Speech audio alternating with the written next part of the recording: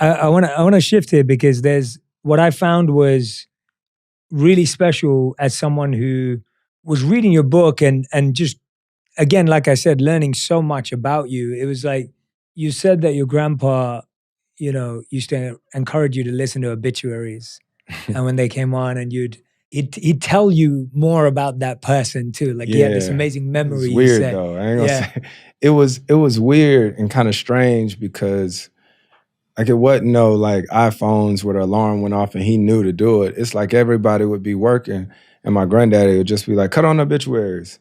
And as soon as somebody hit the little radio player, the song would be playing. It's like kind of morbid. And they would just start naming off the people who had died, right? And I mean, everybody out there working, and you might hear Mr. Ulysses or Bo or somebody say, oh, such and such died. They didn't know. And my granddad might start talking about one of them, but because I talk about my grandmother dying when I was 7. That was my first time, being faced with death. And then it's crazy. It was a funeral home in our hometown called Russell's Funeral Home. Like once every like 2 weeks or whatnot, they would bring their fleet of cars up to the service station because they had it's crazy to think about it now. They had a business account, right, with my granddad's service station. And so just, it was a lot, man. That's why I still don't deal with death well. You know what I mean? To see the hearses pull in there and I don't know, it was different. yeah. It's you said that with your grandmother's passing, you were like, I never really got over that. Like, and I think that's so real for so many people. But like you said, like people often say, like, oh, I know how you feel, but no one can know how you feel because they didn't know that person. They didn't know your connection to them, that experience. Like you dealt with that so early on at 7. And like you said, you never really got over it. Now when you look back on it, is it something you even want to get over, or is it something that just stays with you and it's I important think where it it just is? stays with me because I tell you, like writing this book was also like therapeutic because some of the stuff I had never talked about.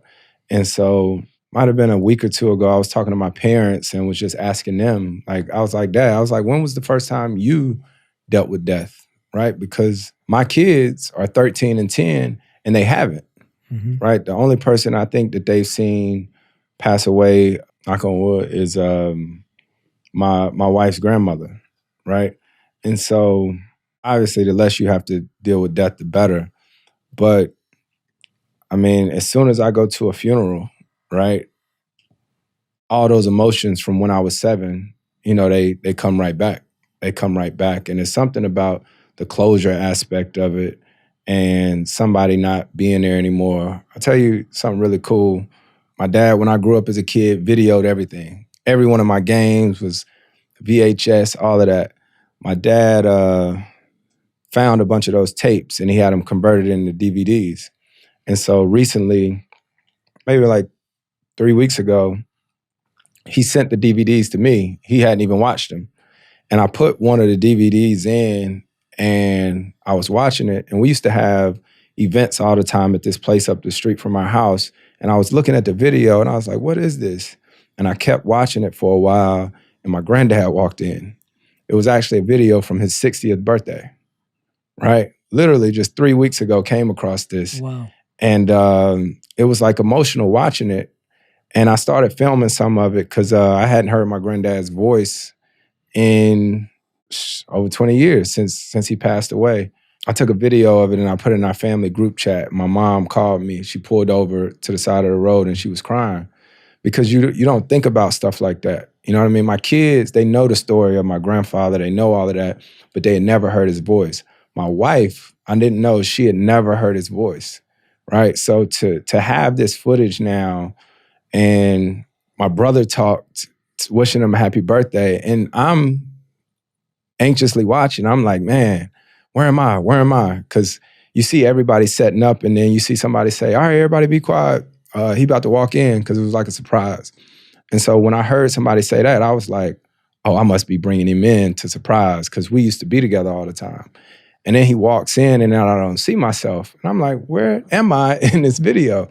And as my brother's giving his happy birthday speech to my granddad, he says, if Chris was here, he would have said, the same thing. And then I like, just this whole feeling came over me because I wasn't there. And I called my mom. I was like, Mom, where was I? Where was I?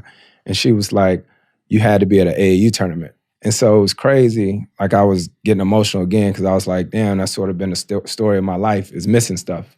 You know what I mean? But it's crazy. Like I said, death and all this stuff, you never get over it. And you're not reminded of it until you face with it again. Yeah. Thank you for sharing that story, man. I mean, that's like I mean, to be reminded of being absent because you're pursuing your dream, but then, you know, the stuff, like you said, sacrifice. You said Right. something has to be sacrificed, but I can't imagine what it felt like to, you know, reconnect back with that memory through finding an amazing tape, but then Right. feeling like you're not there. Especially at this time with the book coming out, to finally see that was really cool. And I mean, I got my little cousin AJ and Takoya, who like 29 and 27. They had never heard.